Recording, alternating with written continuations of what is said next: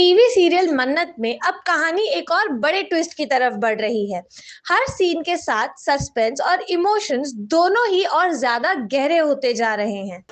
सबसे पहले देखने को मिलता है कि मन्नत बाथरूम की तरफ चली जाती है। जैसे ही वो रूम से बाहर निकलती है, धैर्य चुपके से उसके कमरे में घुस जाता है। उसकी नज़र सीधा मन्नत के फोन पर पड़ती है।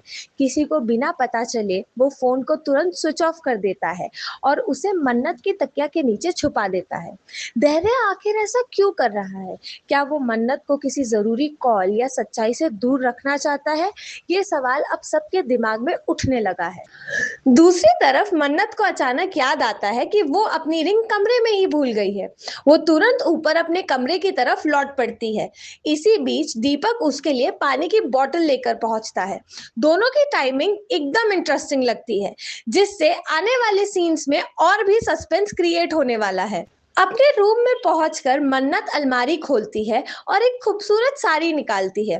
वो उस साड़ी को बड़े प्यार से हाथ लगाती है, जैसे उस कपड़े से जुड़ी हो कोई गहरी याद उसके दिल को छू रही हो। जैसे ही वो उस फैब्रिक को महसूस करती है, कहानी एक इमोशनल फ्लैशबैक में चली जाती है। फ्लैशबैक में मन्नत अपने कमरे में उदास बैठी होती है।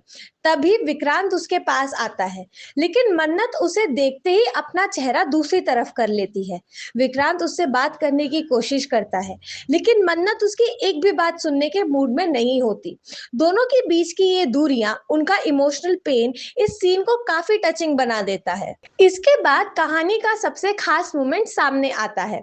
विक्रांत और सूखी किचन में होते हैं।